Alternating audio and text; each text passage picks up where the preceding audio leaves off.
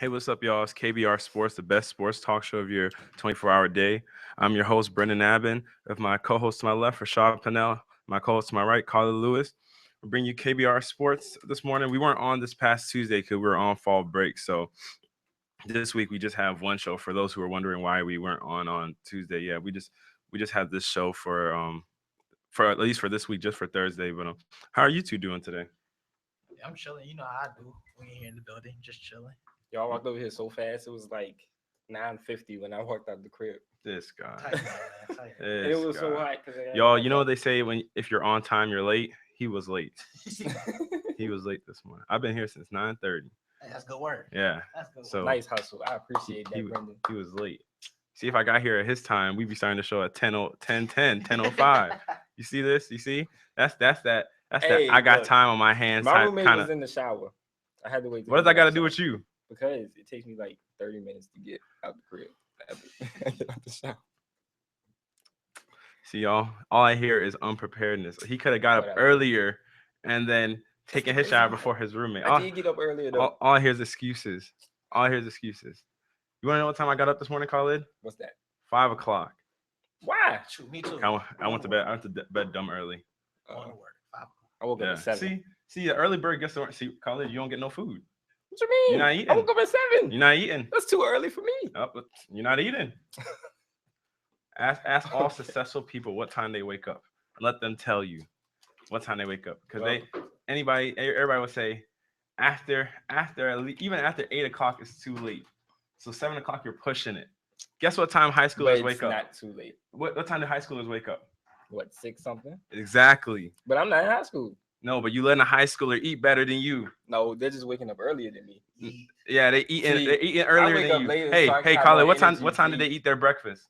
Before 7, because they wake up at 6. So they're eating earlier than you. They get the food before you do. You in the back line, you getting But crumbs. see, all they eating is Pop-Tarts and You don't know that. They wake up early. They make up early. sausage biscuits. They can bake up something nice. Ain't no high school student gonna wake up early just to cook. I used to do it. Brendan, you just somebody different. you somebody else. But y'all, we have a whole slate of topics. We got first off we're gonna talk about is ODU, homecoming game.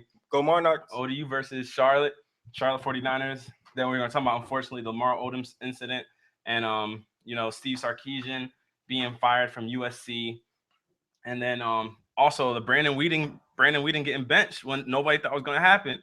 Everybody was like, "Oh man, Matt Castle's just there to in case Brandon Whedon gets hurt." Now he's benched. And then are the Cincinnati Bengals the best team in the NFL after beating the Seattle Seahawks? Like, got a lot of questions, but we're gonna get started off with ODU. And, bless you. Oh, thank you. And this game this weekend is a conference game for ODU. Them and Charlotte are both in Conference USA, and they're both unfortunately at the bottom of the barrel. Yeah, 2-3. both 2-3 in the conference, but ODU has a slight edge because their conference record is 0-1, while Charlotte's is 0-2. So, Khalid, let me hear your thoughts about the game and what ODU needs to do going in, and how you think the outcome of the game can reflect on their stand. Well, actually, they're staying in the conference. If they lose, they'd be at the bottom of the conference. So let me know how you feel. Yeah, because they're both 2-3, but right now ODU has the better conference record. But if they lost, they would fall to 2-4. Charlotte would be 3-3. So let me know what you think about what ODU needs to do to get the win and how important the win is for them. I definitely think this is a pivotal game for our conference. We definitely need to win this, because it is a conference game. We will get one up in the conference. Looking at the matchup, Charlotte is basically almost kind of just like ODU in a sense. They have like a strong running game. One of the three. He had one of the 3 best runners in the conference, and just like us. So we both have the 2 of the 3 best runners in the conference going, like playing during the same week. Yeah. So I think, and their defense isn't good. I think they're ranked 12th overall in yards allowed or something. I mean, yeah, something like that. And then we're just ranked right below them. So it's kind of like facing each other. They have a strong running game and a weak defense. So I do think we need to focus a lot on the running game. And much like how they'll do us, we got to definitely limit them to definitely a whole lot more less yards, a whole lot more, yes, lesser yards Mm-hmm. than they should be getting. If that's like our key point to winning this game. So if you feel like they're like a mirror copy of ODU, then what do you think ODU? What's the focal point that ODU has to do in order to stop? Like what focal point on offense do they need to make in order to stop? Like, or defensively, what should their keys to victory be as far as stopping Charlotte's offense? Definitely the ground game. Mhm. Focus a lot on that. If they switch it up and try and pass, just stay alert. You know, ODU, we don't have a good defense, so we need to manage what we can do Mhm. so that we can like adjust to their offense, because their offense is similar to ours. So if we look at practicing against our offense, we can kind of like adjust to like their kind of play style. Yeah. All right, Rashad, what do you think? See, basically, OD needs to get back to what they were doing when they won their first 2 games at the beginning of the season. Mhm. That's a strong ground and pound game. Ray Lowry running the ball. Get Schiller Bentley going. We still looking at him as like he's a freshman. He's still, we still expect him to have that Taylor Heineke factor, but it's not really going to happen. But get him better looks. Get him some protection, defensive. Start with the line. You need to get some pressure on the quarterback and on the running back in the backfield. You can't let the running back just keep, especially this running back. You can't let him get to second level, third level on each run. Yeah. Because that's going to be big points. Time off possession. That means less time for ODU have the ball. More time for them. Mm-hmm. See, neither team is good. I mean, we it's shown this year that neither team has been a threat in the conference. We're losing by 49. They're losing. They're allowing 73 points per team. So Terrible. both teams is giving up basketball scores. So basically, both teams' key points of this week should be defense. Mm-hmm. Both need to stop the run. We need to get our run going like we did the first 2 weeks, where he was top in the nation rushing. We need to basically focus on that. That way, give Schiller Bentley some time. Let him find his receivers, get receivers going, get him going, and progress that way. Yeah. Well, I agree. I agree with you because our defense is just like it's bad, man. Like I think the average yards, like you were talking to how many yards they allow per game. I think they allow Charlotte allows about 324 yards per game. And I think their defense 333 or something like that. We allow 394 yards per game. And it's like you have to, if you're going to allow a team to dominate you on the ground game, they're going to dominate time of possession too. That means your defense stays on the field a lot more and your offense is going to get a lot less opportunities. Like last week against Marshall, last week we actually had a good ground and pound game, but most of our losses, if you actually check it, most of ODU's losses, like against NC State, Ray Lowry had 11 carries, he only had 15 yards. That's terrible. That's like 1.8 yards a carry. And then who did we play about 2 weeks ago? I think he had about Appalachian State. Mm-hmm. Yeah, Appalachian State. Yeah, that's right. I think he had about 8 carries for 22 yards. That's not. See the problem. See the reason his numbers decline is because the team gets down too early in the game, and you're forced to pass the ball, and then you're getting 3 and outs quick because you can't move the ball, clock stopping. They get the ball, they put more points on the board. So honestly, that's making our defense look worse than probably what it actually is by having the clock stop several times on incomplete passes, short 3 and outs, quick 3 and outs, not having time of possession, not moving the ball. And that gives the other offense the ball to, destroy defense. That's how most defenses are. Like our defenses are better than what they actually are, but because they're on the field so much, they look worse than what they actually are. Yeah. So by us being down early, that means we stop giving the ball to Ray Lowry. We throw the ball more, meaning he losing carries, he's losing productivity, and go ahead. It's not even carry. Well, see, here's the thing about the summary of the scoring drives from last week when we played Marshall. They only scored 7 points in the first quarter, right? They had 14 in the second quarter. So that means that at halftime it was 14-0. Then they scored again in the third quarter, which I see what your point is. Once you get to the third quarter and they score again and it's 21-0, then you're like, okay, skunk is kind of getting put into play. But I mean, when you're down 14-0, I mean, granted they ran the ball well against Marshall, so Marshall's not a good example. But And Ray Lowry actually had our only touchdown when we played Marshall, and where he ran 29 times for 160 yards. But it's like against those other teams, I just wonder because I mean, like we lost 49-0 to Appalachian State, and to NC State when we lost. It was just like I feel like they tried to get him the ball, and he just was ineffective. Like he just got stopped entirely. Like, I feel like NC State was like that team that was like, we're gonna sack the Boston, force Schuler Bentley to beat us. And I haven't really seen Schuler Bentley turn over the ball terribly until last week, and he threw 2 picks last week. And that man was awful last week. It's 13 of 35. That's so many incomplete passes. That's so many times the clock stopped. Yeah, and that's so many incomplete passes. And your defense is gonna you're gonna force your defense on the field a whole lot more. And you're get tired out. Exactly. Can I say something? Yeah, go ahead. All right, so back to, I'll tell you about the running game, how it doesn't work. Against Appalachian State, when they lost 49-0, it was 7 points in the first quarter. So, you used to run the ball. Yeah. 28 in the second quarter to 0. 20-0. So that's where the running game disappears at completely. Can you check the time of possession they had? Can I check time for that game? Yeah, just to see the comparison of like how long they held the ball, because blown out in the second quarter. Because I know at least with Marshall, Marshall dominated us in time of possession, 34 minutes and 26 seconds to 25 minutes and actually, I feel like we just it was 20. They held the ball for 32 minutes and 3 seconds, while we had the ball for 27 minutes and 57 seconds. So it's like you can see how other teams, and we lose the turnover battle. So that means you're giving the other team more. And we have 4 turnovers to Marshall's 2, and 2 of those turnovers were Schuler Bentley's picks. So when you're throwing the ball, when you're just giving the ball away to the other team, you're just inviting them to just keep going at your defense. And I mean, ODU's defense isn't great to start with, but you don't want to keep throwing them into the fire. Like most teams, that's why you build a run game, to mask your defense, so you can dominate the time of possession, or you just dominate through short passes, short yardage gains, so that you chew up clock. So your defense either gets time to rest, or that's just sometimes the tempo of your offense. But when you can't get the ball moving, you're just asking so much of your defense. I mean, we've seen that even in NFL games, or even games like with Ohio State and stuff like that. When Ezekiel Elliott isn't effective, Ohio State's defense is put on display a lot more than they want it to be. Or Alabama's defense when Derrick Henry is getting limited. I mean, Alabama's supposed to have this great Nick Saban defense, but Alabama's hasn't looked like the championship team everybody's thought they should be from years past.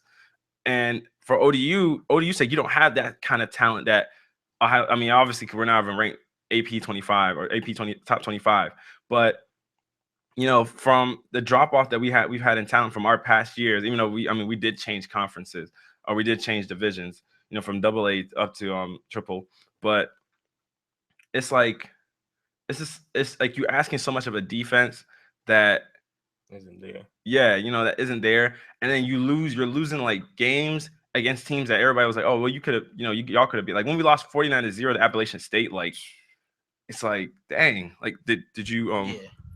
So Appalachian State's time of possession was 35 minutes and ODU's was 24. But see, basically how it goes, it went from they only had the ball for 5 minutes in the first quarter. Appalachian had it for 10.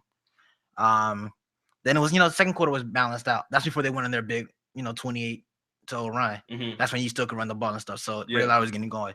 So then the second half, it was 7 minutes for ODU in the third quarter, and then 3 minutes in the fourth quarter. Are you serious? 3 minutes in the fourth quarter. Yo, that's terrible. That's how you dominate. That's just how you take away dominate time. You know what I mean? Like a team doesn't even get a chance to 3 minutes. Like, bro, that's how much a bench 30 player seconds. plays. That's the hustle, the huddle right there. No bull. That is part of the huddle right there. Honestly, it's just like what offense do you even expect to muster in that amount of time? 3 minutes of possession, like that's how much time a bench player is, like their total time in the quarter. That's how much time they had the ball on offense. So the defense was on the field. That you're telling me the whole team was basically the bench for that last game. For that last quarter. That's not gonna work though. It's not. You need it's to not. get something going. Yeah, it's not.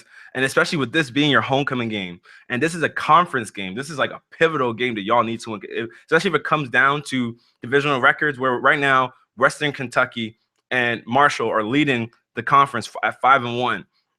And ODU, I mean, you already dropped the game to Marshall, which is why they're sitting at 2-0 as far as the conference goes. So you have to start winning your conference games. If you start losing them and you fall behind deeply, if they lose this game, I think ODU drops to 0-2 in the conference. So then, you know, you have a kind of a hill to climb if you still anticipate to win the conference.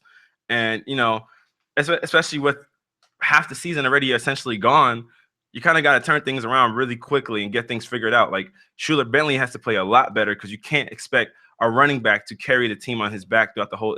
He's not Adrian Peterson. He's not Todd Gurley. He's not Leonard Fournette. He can't do those kind of things. Like, you know, you gotta give him some kind of help. You gotta be productive in the pass game. When you're throwing for under his season, completion percentage is 50%. So if you're throwing under, and last game against Marshall was 13 of 35. Yo, that's terrible. That is terrible. Like you can't. For one, your season completion percentage should not be 50%, and you can't. He's stolen 3 touchdowns to 5 interceptions on the season. So Schuler Bentley has to play a lot better.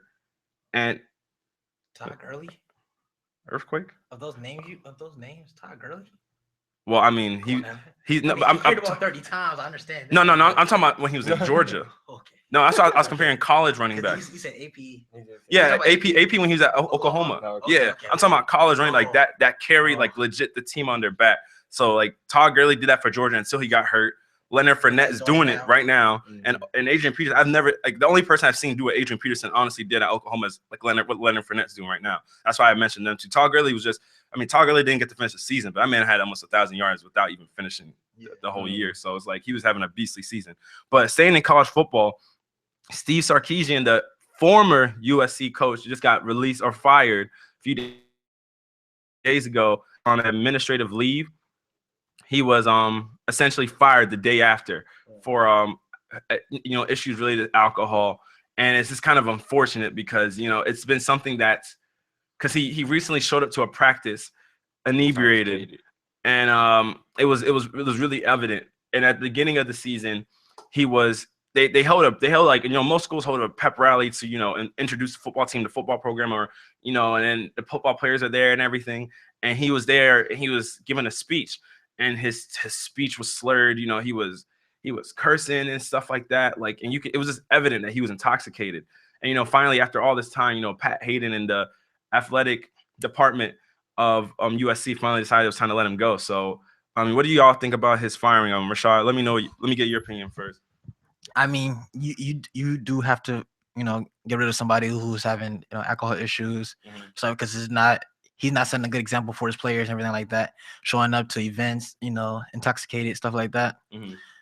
But also because I mean, when you look at the USC tradition that's been there, it's always like a winning program, and them not being where they normally are kind of affects it too. But him having alcohol problems is a big problem. But it's for a coach's job at USC is it's such high expectancy coming from that person. Like you're expected to do so much, expect to bring so much to this program because of the legacy it had, and he didn't perform that either. So I mean, his fire was basically inevitable. All right. Khaled, what do you think about him being fired? I do think when you come to some place intoxicated where you're trying to show an example and trying to be a leader, and you can't do those leadership roles. You're intoxicated.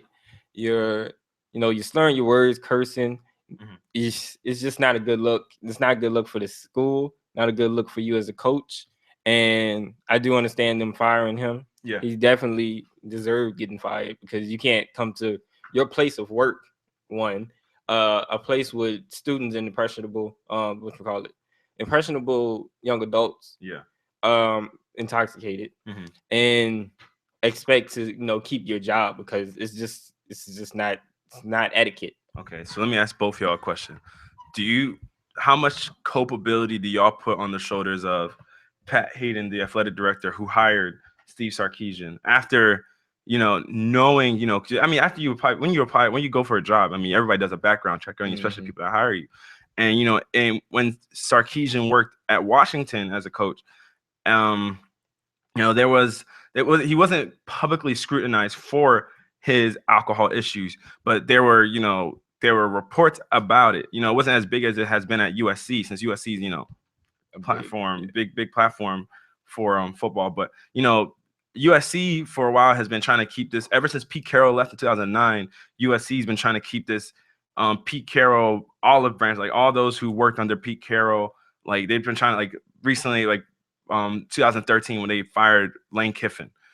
He was an understudy of Pete Carroll. Same thing with Steve Sarkisian. So how much? And Pat Hayden was the one that fired Lane Kiffin. Granted, when they, like, he wasted no time with it either. Like, he fired Lane Kiffin at an airport, getting off like the team plane.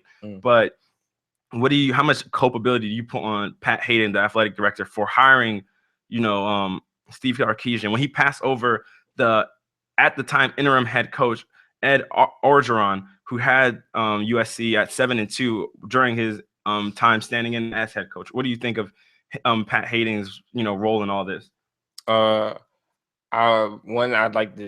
think his mindset, bringing Sarkisian in, was like, maybe he won't, maybe these things are like minor, since it wasn't as publicly scrutinized as, like you said. So maybe it's like, maybe these things are minor, maybe it's not really a big issue that we can work around this. Probably many coaches probably had a lot of alcoholic problems. It was like, maybe he thought that even him being here and maybe having a little bit of alcohol problems, maybe it will still work out for him. We can probably work with him, because Sarkisian, it was scheduled to be going to a out of state facility. He was going to spend there 30 days. So he was actually trying to work on his alcoholism. Yeah. So maybe they have faith that he wouldn't show up to such a big school, such a big name school, such that's in the media a lot. He wouldn't come to a school like this and present himself in a drunken manner. Okay, Rashad, what do you think? I mean, see, probably because the reason don't let him go earlier than what you did. I mean, you bring him in because you think maybe the alcohol problem is probably dying down. Maybe you don't think it's as serious as it's going to be, and you keep him for the whole season because he won a bowl game. But at the end of the day, it elevated to a higher level than what people assume, what the athletic director assumed it was going to be. Granted that even though he's winning, I don't know. Winning the bowl game is winning, but the record still isn't considered winning for me, because the bowl they played in isn't a USC type bowl anyway. But they still won. Like their last title was 2004. Yeah. So you know what I'm saying?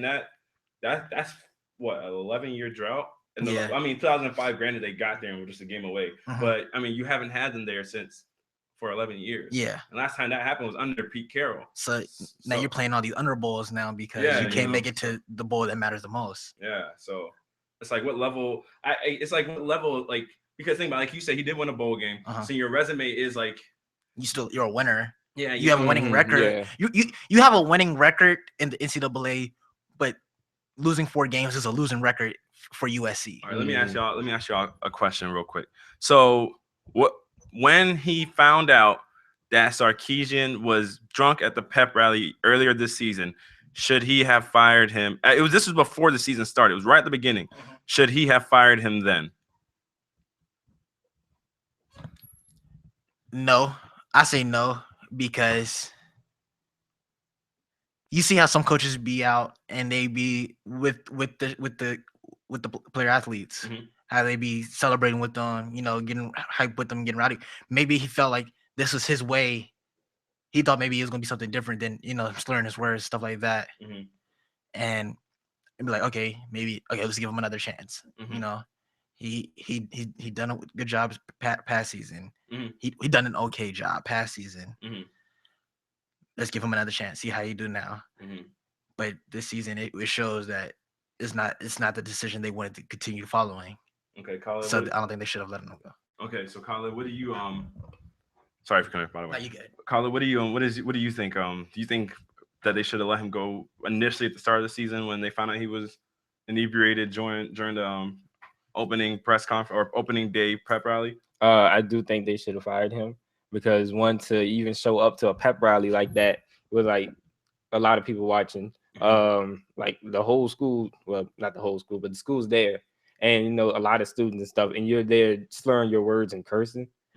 They should have definitely let him go. And like, I understand what Rashad is saying. He was like, okay, maybe we'll give him a second chance, benefit of the doubt. Right. But come on, you coming to work like that? I understand it's a pep rally. People supposed to be excited. It's a pep rally. But people can't be that drunk though. you can't be drunk as a leader with a leadership role like that. If the starting quarterback did it, does he get benched for the season? Yeah. No, because he's winning. Because it's starting quarterback. If he's doing what a lot of college students do. Yeah, but he's not a college. But student. I understand. He's not a college student. You have to be a leader of the students. But that's the same thing for a quarterback. He could be. But he's a college student. But if he came there drunk, slurring his words and stuff, they'd be like, "Let's go, we about to win this." Start cussing everything. The coach has to discipline the quarterback. You see what I'm saying? There's an example that the coach has to see. If the quarterback does it, the quarterback has somebody above him that's like, "Hey, get right." The coach has to. The coach is one that benches him. If the coach is slurring his words and drunk at the pep rally, how are you going to tell the quarterback he's wrong for doing the same thing? That's what I'm saying. You don't tell him he's wrong. No, but then he'll have that's a sloppy team. Yeah, if you got people drunk and stuff like. He's like, oh, you were drunk at the pep rally, so I can do it now. It's a pep rally. But he's a coach. I mean, you're still amongst the people. Like, remember, remember, these are still kids. Like, we're technically kids. We haven't even gone out into the outside world and worked in the workforce and stuff. So you're dealing with people's children. So imagine you're going out there and putting on display that you're drunk and stuff at a pep rally, right? Imagine how that affects your recruiting.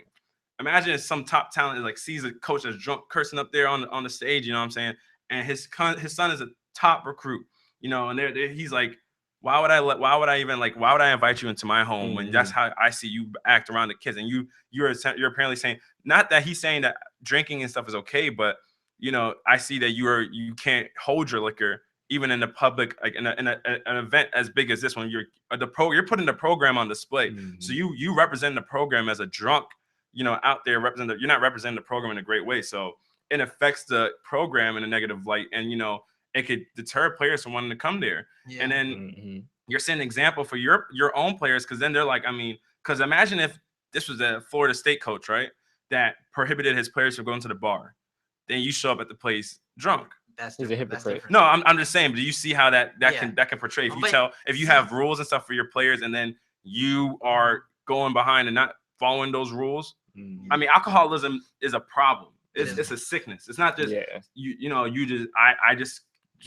I just want to drink. Like, people have issues. Like, there's problems with alcoholism. Like, it's not like it's like an addiction to the point where they can get sick if they don't drink it. Are we putting it more on him though, because he's had alcohol issues though? What do you mean? More so than if it was any other. Okay, so let's go back to the Florida incident. Remember the Florida incident with the unsportsmanlike issue when it was nationally broadcasted? He was like cussing his player out. So it's kind of like faded away now. But if that coach had like an issue like the Rutgers coach, and then he went to Florida now, and then that happened, would it be more so on him because he previously done it? Is that why it's a bigger problem? That's why I asked the question: how much culpability does Pat Hayden have? Because if you have a history of it, you know who you're bringing into your program, so you have to do your homework. Yeah. So you know what you're bringing in. I would say Sarkisian has some culpability in it, but Pat Hayden has some too, because you know what you're bringing into your program. So if you know a dude has a history of alcohol-related issues, maybe that's not publicly broadcast like the Rutgers coach or the Florida coach, but you still you go in depth and still do your research of who you're bringing in. You know what I'm saying? They have a lot of resources at their availability that us as the media might not have to know about these coaches when they bring them in. Yeah. So, but then we even find this stuff out after all this has happened, that he had issues at Washington. So you know this stuff, and you still bring the guy in. I mean, granted, apparently they're friends, so some people could look at it as he's doing his friend a favor when other places might not have hired him.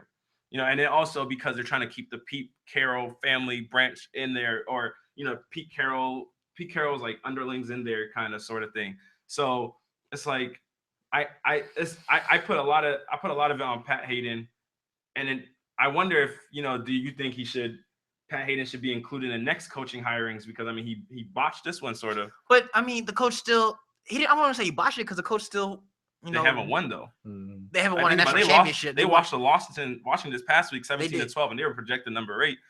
and the AP rankings. Now they've fallen out of the rankings. They have. So but it's I mean, it's hard when you're a team like that and you lose early because you drop tremendously. Remember how everybody was projecting them from the talent they had, how well they're going to be, and then he's coming to practices drunk, and you hired this dude over Ed Orgeron, who had a 7-2 record at the time you hired him, and then he quit because he was like, you hired him over me, and I've led this team to 7 wins with only 2 losses, and you hired Steve Sarkisian over him. So it's like, and they're apparently friends. So it's like, was he really deserving of the job? I mean, you already had Ed there who was winning. Yeah. So you hired Steve over him. Look at, I don't know. It's looking bad on him. Yeah, it don't look good on Pat. But staying in the realm of, we're going to basketball now and discuss another person who unfortunately has had issues. Lamar Odom recently was hospitalized because he was found in a Nevada brothel and he was irresponsive when somebody found him in there and they dialed 911. And apparently and he had to be driven to the hospital because they tried to airlift him there, but apparently he was too tall for the helicopter. So he's in critical condition as it stands right now. And I've seen like multiple reports that apparently he had some kind of herbal Viagra in his system, and that he might have had traces of cocaine in his system, but it hasn't been fully confirmed yet. But the herbal Viagra the cocaine is still up to speculation. But I guess it's just been a downward spiral like for like years, like past couple years. Yeah. So what do y'all think about this whole thing that's been going on with Lamar Odom and his current health? Like, what do you? Let me start with you, Colin. Like, how do you feel about it, and what do you think about Lamar Odom as a person and player? I do think Lamar Odom does. He's a good person. Well, he's a good person, a good basketball player in a sense. He definitely number 4 pick. He was number 4 pick. Yeah, he's a good basketball player. So to see, and that he has like a whole lot of like relationships around the league. A lot of people wished him to get well and stuff like that. So he's definitely such a good person apparently. So to see a man like that, come, he was he even in 2010, 2011 season, he won the 6-man award. Hey, he's a 2-time champion too. Yeah, the man's a great player, and to see one of those great players fall to such, to this point is kind of like depressing, very depressing. Well, let me read you a bit of his history so you can kind of because I want people to kind of understand what Lamar has like gone throughout his life. So, he lost his mom when he was 12 years old. Then she died of cancer. Yeah. His dad's pretty much a drug addict as it stands already. And his dad's a person that, if you watch the show with him and like Kardashians when he was on there, his dad was a person that consistently tried to use him for monetary reasons and maintain a relationship with Lamar for monetary reasons. So he didn't really grow up with having his father figure right there by his side. His grandmother raised him, who was also lost to cancer. He lost his firstborn baby as an infant to sudden infant death syndrome. His best friend and best man in his wedding passed away not too long ago. He's been an Olympian. He's been a 2-time champion. He's lost actually 2 best friends. So the best friend you saw on the show with him on Keeping Up with the Kardashians, Jamie, died not too long ago. And he lost another friend a while ago. I don't remember his name, but he's been a 2-time NBA champion. He's been an Olympic gold medal winner. He's been, like Khalid said, a 6th man of the year. He's a father. He's currently a husband because him and Chloe's divorce hasn't been finalized. He has a brother. He has 2 kids still, and that's just some background to him. So just so people can kind of see the shoes he's been walking in throughout his walk of life. But go on with your shoes. My fault for rough. He's lived a tough life. And just looking at it from the past 3 years, he even went missing for like a little bit. Yeah. So this man, and he's had the drug problems for the past couple of years. So I think he has definitely fallen very, very low. He's hit. I don't say he's hit rock bottom, but he's basically there. Yeah, I would say essentially pretty much he was there. Rashad, what do you think about him? What happened? I was actually, reading up on this before you even told us about this. Basically what I read up though is like when the doctor who like did is like basically like checked to see what's inside of his body when they was like trying to clean his body out, said he basically found every drug imaginable inside of him. And that the next 48 hours, which was just started yesterday, were the most critical 2 days of his life, because those 2 days determine if he lives or die. Mm-hmm. So basically, that's a little bit what I read up on about it, and it's sad somebody like this, this happened to him when the person who owns the Bethels basically said that he went there, to have a good time. He came there, he had people bring him, champagne bottles and He everything said like he was that. He had a sleeping VIP well. room. He He was said you're sleeping well, you're doing yeah. everything well, and then all of a sudden he said he do like every other celebrity do. They go and they just disappear. Mm-hmm. So he didn't really worry about it, because he does. It's just like a celebrity. They come there, they they go to their room and don't really come out. They stay in their rooms. That's why when they found him, no one, like, it was so dramatic. He's probably been there for a while. Yeah. Mm-hmm. Because nobody goes to check on him because it's like a celebrity thing. Yeah. So yeah, it's sad that he's fighting for his life right now. And I actually heard that Kobe's injury, that he actually faked that. I also heard reports that he faked that to go see Lamar. Oh, really? Yeah. Yeah, he did say Kobe was by the hospital side. Yeah, he faked his injury His so he wrist can finish in the the game. hospital. That's why it's only day to day, Mm-hmm. because he actually didn't really get hurt. But he found out about Lamar and went to go see him. That's what I heard. I can't, It's not confirmed. yeah, it's not confirmed. I can't verify that source. Yeah. But I also heard that. So it makes an impact when, teammates go to see you, teammates or even other players in the league are, wishing you well, having prayers for you and everything like that. But right now, this next day is like the doctor said, is very critical for his life if he lives or survives. Yeah, it's sad because, like, this is a statement from Magic Johnson on his Twitter page. He said, what most people don't realize about Lamar Odom is that he's a better person than he is a basketball player. Every year Lamar Odom was with the Lakers, he would buy the rookies their first 2 to 3 custom suits. That's the type of guy he is.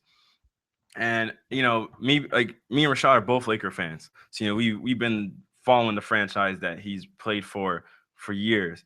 And I would say that, and as Lamar's time with the Lakers, from what we could see watching them on TV and everything like that, what I always saw was somebody that was fun and loving, joking. He loved his candy. Everybody knew, like, the way Marshawn Lynch loved Skittles. Everybody knew Lamar Odom loved, like, Twizzlers and stuff like that. Like, he just loved candy and stuff. Like, when you saw his crib, whatever, you see his closet, whatever, his wardrobe. Like, I'm just gonna say wardrobe, but it's What is that? You living room you keep your snacks at. Yeah, like your How can I think of the word? I can't. But it's full of, like, candy and pantry. Yeah, it's pantry. Yeah, full of, like, candy and stuff. You just open them, like, yeah, this is my diet right here. Yeah, and it's like, and it's just crazy because you just see the kind of dude he was. Like, he was the guy that you want to hang out with amongst your friends. So laid back, yeah, dude, like he was that friend that everybody was always like, man, when's LO getting here? Like, when's Lamar getting here? And then just to hear that this happened, and the crazy thing is, it's like, I know that the Lakers would not have won the 2 championships that without Lamar Odom. He was such a big player coming off the bench, but I feel like remember when we almost tried it, when Lamar Odom was technically traded to the Hornets for Chris Paul. I feel like from that moment is where everything. That's when everything downward spark. His play dropped off and everything. He loved being a Los Angeles Laker. Yeah. So his play dropped off and everything. Then the Lakers let him go, and then he leaves and goes and he gets picked up by Dallas. And everybody even knew his time in Dallas. Everybody thought he was going to be productive in Dallas. Sometimes he had games that he looked like, he was an old Lamar Odom. But then, you saw games where he was just a body out there on the court. Like he was just a player that you just had to say you had 5 on the court.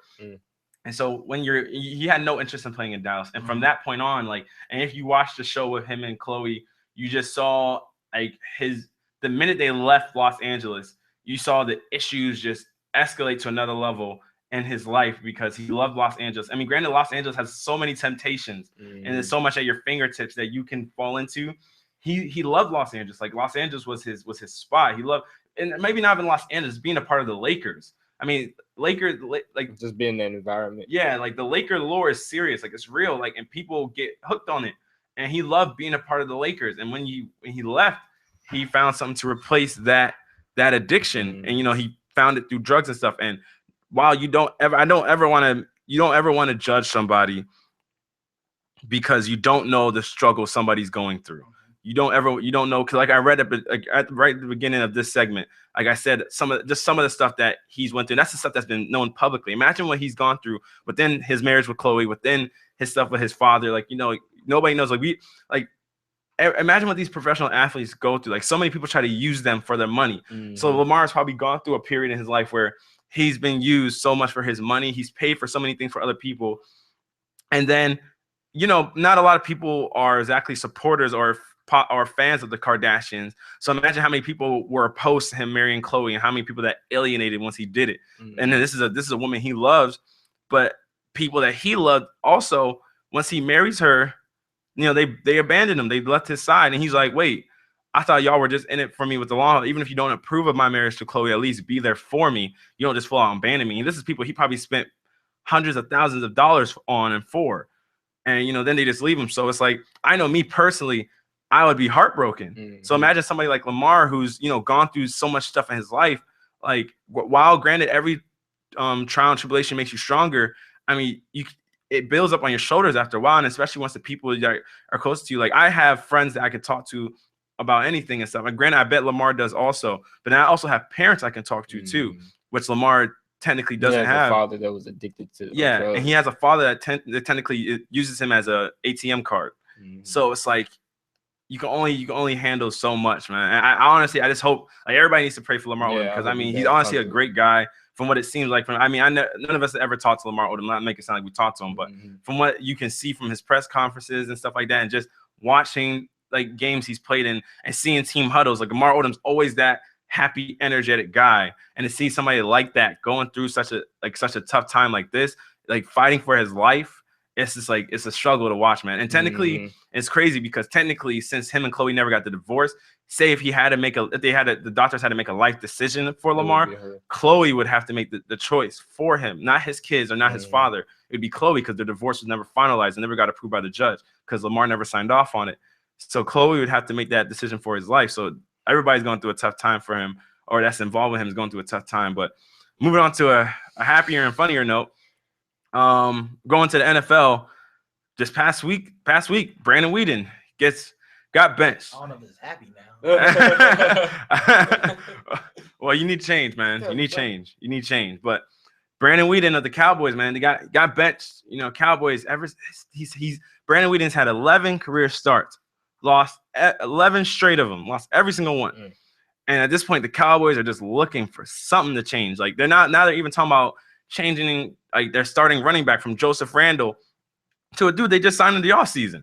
So it's like they're just looking for whatever option it is that can get their team going to get wins, because right now the Giants are leading the division because they've come from being at the bottom of the division to come and take the lead, and now the Cowboys are like, man, we can't, like, we just need to at least hold on to at least till Tony Romo and Des Bryant come back to hold on to that point. So since Rashad is a resident Cowboy fan, we're gonna hear his thoughts on it. Because we're gonna hear how he feels about Matt Castle starting. When granted, Matt Castle ain't no scrub now. Matt Castle, granted his best years were like years ago, when Tom Brady went down after the nearly perfect season. Matt Castle at the Patriots too.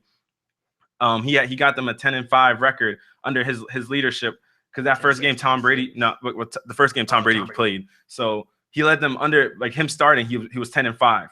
He tied with the Jets for the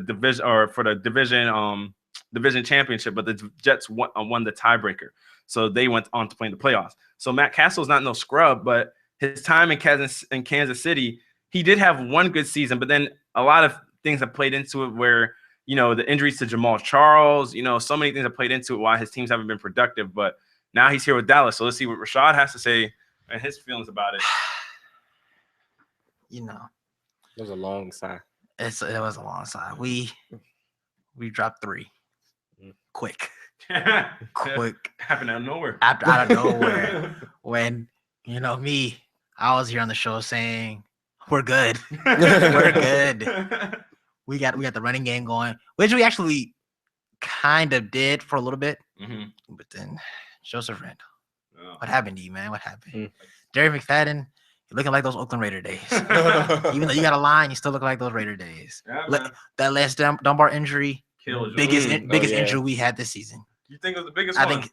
Well, no, biggest long-term injury. Since I think I get what you're saying. You're saying biggest injury since Tony Romo and Des Bryant went out. Okay. Because without Les Dunbar, our passing game is pitiful now. Yeah. He all the yards Brandon Weeden was having came from Les Dunbar. Mm-hmm. He was basically a receiver out there. Yeah, man. It's time. Even though it's time to bench him, but why is it like a death sentence? Like it's time. See, oh gosh, Brandon Weeden hasn't been actually playing bad, but he hasn't been playing good. Has he? He hasn't scored, has he? No, he has scored. Yeah, okay. he's still not scoring. I think last game he didn't. Yeah, have he a didn't touchdown. score. Nah. Yeah, they had 2 field goals. Yeah. Yeah, he's not. It was against the Patriots. Yeah, he's not playing bad, but he's not playing good either. He's playing more bad than he is good. I don't know if that even sounds right, but he plays good in bursts. It's like he plays. Good he's not a productive quarterback. Mm-hmm. Like even my dad be like, "Yo, he's awful. Get him out of here. Get him out of here. He's the worst quarterback ever." I'm like, I mean, Matt. Yeah, he's very passionate. Matt Castle actually has a decent record. You know, after he left the Patriots, he didn't have any weapons. He went to Kansas City, right? Yeah. He didn't have any weapons really, and as we see, he doesn't have the talent level of a Alex Smith to do what Alex Smith's doing. Yeah. So game manager extraordinaire. Exactly. So having Matt Castle actually start here in an offense that gives him some kind of weapon, it gives him a Terrence Williams, gives him a Cole Beasley, and it gives him a Jason Witten. Mm-hmm. Even though you still lost Lance Dunbar, you still have okay weapons. You still have okay passing weapons until Des Bryant comes back. And then I think Matt Castle will be all right actually when Des gets here because that'll open up a lot more of a field for him.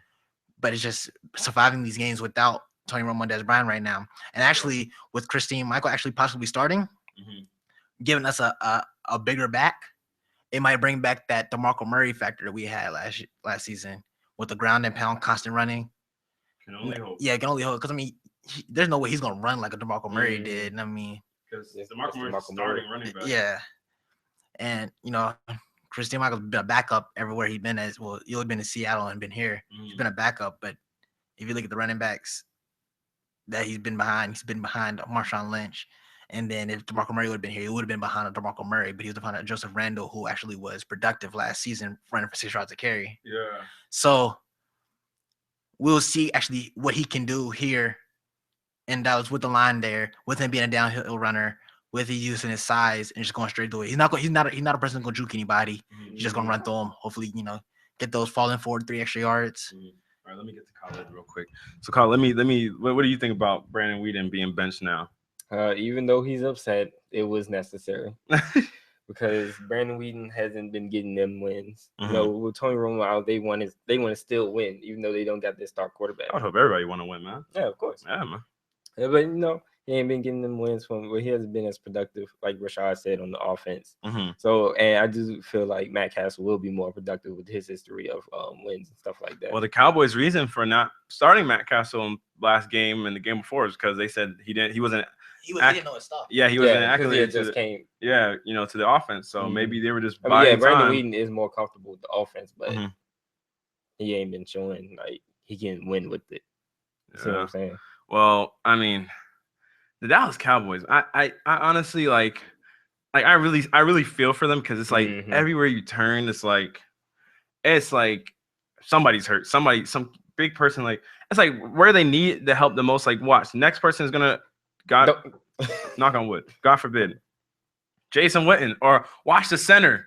The center will be the one to go. Like, it'll be something. Like, it's always just something. I mean, technically, Jason Witten was already hurt. He played on two sprained knees and a sprained ankle in one game. He just tough through it. Yeah, it's just like they just can't.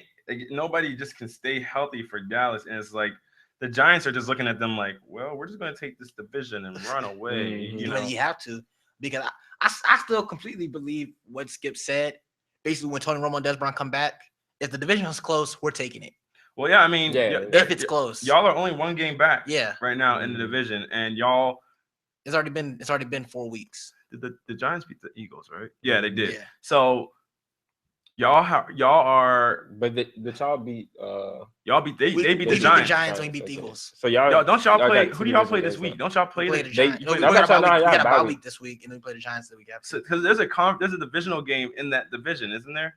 the Giants. We play the Giants again. No, but I'm talking about this weekend. Oh, this What are weekend? you talking about? Is Is it the Redskins and the Eagles? Is it the Redskins and Eagles? Hold on. Let me see. No, it's the Eagles and the Giants. They play on Monday Night Football. Okay. Ooh. So the Eagles and the Giants play, and both teams are the Eagles are 2-3, and Giants are 3-2. So if I don't know who you would root for in that situation, but I guess you would root for the Eagles. Mm-hmm. So You gotta root for the Eagles. So the Giants fall to 3-3, fall. and the Eagles would go to 3-3, so that they would be tied in the division essentially. But they wouldn't have as many divisional wins. Yeah, and then the Cowboys would still just remain one game back since they're on the bye week. So it's like you guys just gotta sit there, just wait. So we need the Eagles to win this week, and we need to beat the Giants. Yeah. If we beat the Giants, if y'all beat the Giants, and if we beat the Giants and we tie them at the end of the season, we would get we would get the playoff berth over them. Depending on who had the better record. No, I'm saying if we tied them. Are you talking about in the division? In the division. Yeah. And you had a better record. They will win because they beat the Giants twice. If both us and the Giants both tie for first place, since we beat them twice, we would get the. I wasn't getting. I thought you were saying if you tie them in division record and in conference record, or in division record and in overall season record. That's what I thought you were saying. Overall season, and we beat them in the conference this game. If we beat them this week or next week, and we have the same record after our 16 games, we will make the playoffs. Yeah, which is why we need to win as many division games as possible. But that's if they don't beat you. That's if they don't beat y'all week 7. Y'all better be praying for the Eagles to get something going. Yeah. The Eagles look like pathetic. They are not together. They're getting a little better. DeMarco Murray finally ran the ball for 80-some yards. Finally, it's more than 15. A little better. You realize this man was a league rushing leader last season. Now we're saying at least he ran it for over 80. 80 yards is better than 15 on 11 carries. Bro, he averaged 100 yards over each game last year. That was last year. I'm just saying, man. That's when he was. You see how standards drop. That's when he was buying linemen Jordans and stuff and treating his linemen out to dinner and stuff. Oh god, he's linemen. Pathetic. I wouldn't. They need to buy me stuff, right? All the injuries he's getting. Pull a hamstring. You don't even get to the second level of the backfield. You don't even get out the backfield. I didn't even see where he pulled his hamstring. Like, yeah, you know what I'm saying? Like, I didn't even see it. He was on the sideline the whole game. When was the opportunity for injury to occur? Running in the locker room. Running to the locker room. On to the next subject. He just took shots at his man. Former running back of the Cowboys. He just took a shot at him. Former. Okay, I feel you. The former is strong. That's why loyal, not loyal. He's about to have an Oakland Raider career now. Oh my god. I call it. We're going. The Cincinnati Bengals are currently sitting at the top of the AFC North, above his Steelers at 5-0. And it's a worthy question because they're funny enough, none of the undefeated teams lost this weekend. So the Patriots had a bye week. Yeah. No, the Patriots played past week. Did they? Played the Cowboys. Yeah, we lost. Yeah. So yeah. No, their bye week was 2 weeks ago. Okay. But that's why they so. Is it a worthy question to say the Bengals could possibly be the best team in the NFL? Nope. Nah. Way too early. So it's a worthy question, but give me y'all perspectives then. Y'all can just go at it. Just say what y'all gonna say. You already know who the best team in the league is, and it's still those Arizona Cardinals. And why? Because they're still dominating opponents more than any of these teams. What's the name? This game right here, the Bengals. Barely scraped by. Yeah, they did win in overtime. Scraped by Seattle Seahawks. It doesn't matter who they are. I mean, the Arizona Cardinals lost to the Rams. It's a divisional game.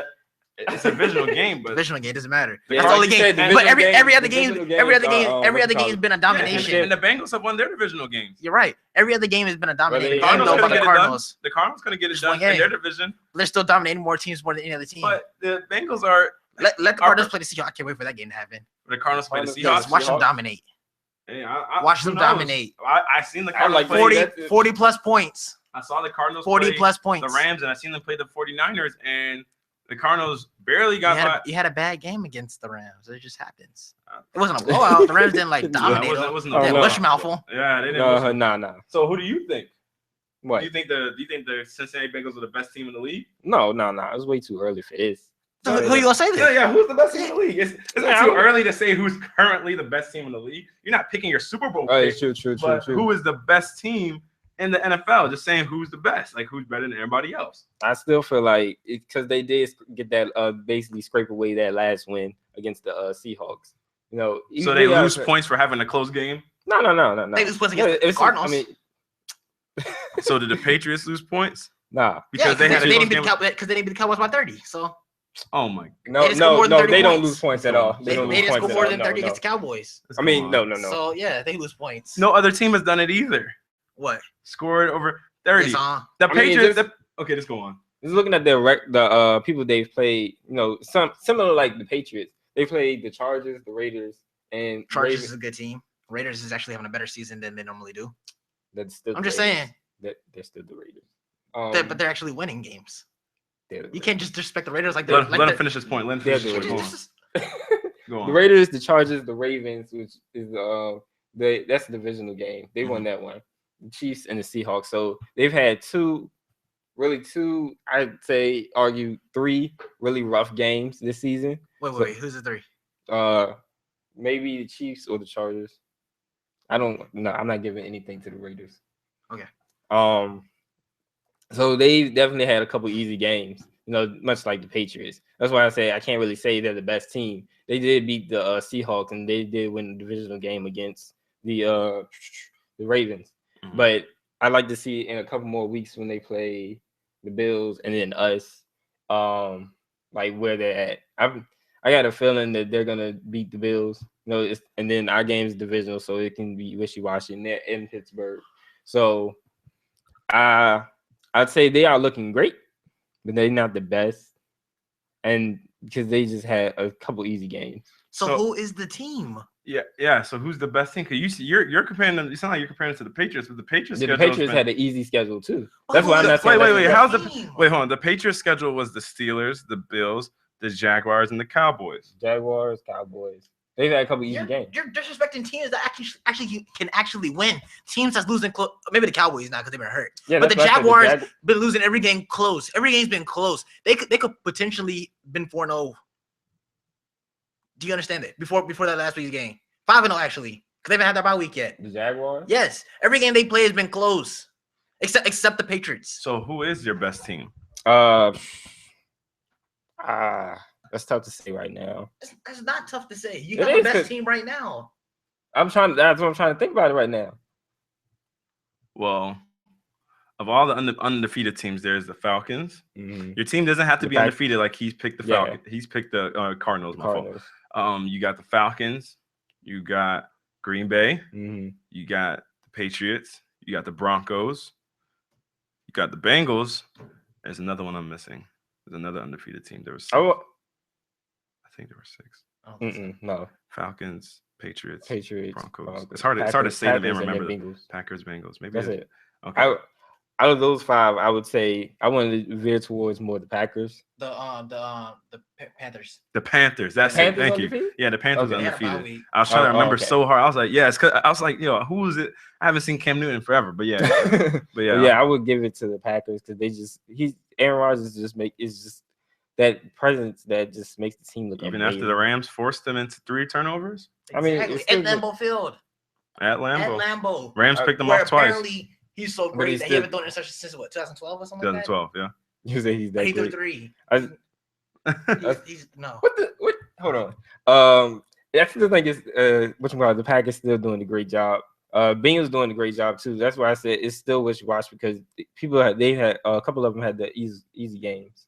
And even the Packers still won over the Rams. I can't hold. You can't say an easy game because at the end of the day, these are our NFL teams. NFL players that always the best of the college world. Granted, there are some like we know that when the Patriots play the Broncos, when the Patriots play the the Packers, it's a tougher game. Yeah. But any team can win any given day.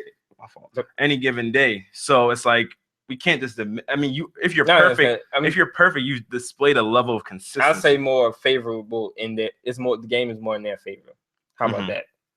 Okay. So you're saying that that's your case against the Patriots? Yeah. For being the best team. Mm-hmm. Well, okay, go on. And your reasons for picking the Packers were because they have a couple more not close games, but let me check the schedule. The Packers have had, even that close loss against the Rams. Well, I'll tell you, the Packers. This has been the Packers' schedule so far. The Packers just just beat the Rams. They just beat the Rams. They played the 49ers. Seahawks, 49ers, and the Chiefs. They played the Chiefs and they played the Seahawks. And they played the Bears. Close. So if you what games in that are you considering to be the tough games? Seahawks, they didn't have Cam Chancellor. That's still Seahawks though. The Bears, and the Chiefs maybe. So you think the Bears, a team that hasn't made the playoffs. Yeah. That's what I was like. Then how are you picking the Packers? Because I just feel like they're because that's the same case I can make for Tom Brady, and their defense is better somewhat better than the Packers. Yeah. So, I mean, he's picked the Cardinals, even though the Cardinals lost. Mm-hmm.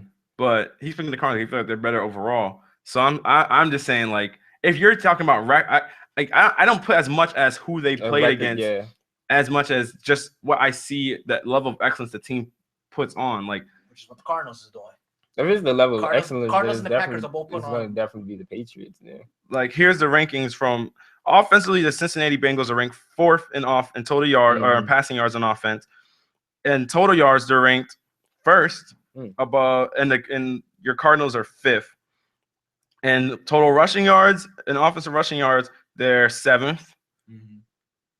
And Arizona is 2nd. So as far as offensive points, the Cardinals are 1st. The Cincinnati Bengals are 4th. And in defense, and total yards in defense, their defense is 22nd. So it's like, yeah. And let's see, for Green Bay's ranked 5th in total points, if you're talking about them. Rushing yards, they're ranked 5th. Total yards, Green Bay is ranked 9th. And in passing yards, Green Bay doesn't even make the top 10. So, and Arizona's 10th. So. Wait, they're 10th? He's 10th in passing yards? Arizona? Yeah. Oh.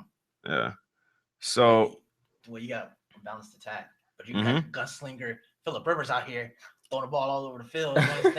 And Arizona's defense is ranked 13th in total yardage also. So, I mean, but then New England's ranked 4th. So. That's interesting. I guess it is. I would like to give it to the Patriots too, but I mean, at the end of the day, you all got your own flavor. What you got, Brendan? I think it's the Patriots. You think it's the Patriots? Yeah, I think it's the Patriots.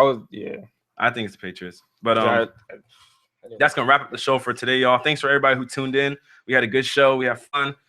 Check us every Tuesday and Thursday, 10 a.m. to 11 a.m. You can catch our past shows on our YouTube channel at KBR Sports. And then you can follow us on Twitter to find out the topics for the day that we come on at KBR_sports, where we also tweet the link so you can watch the show live.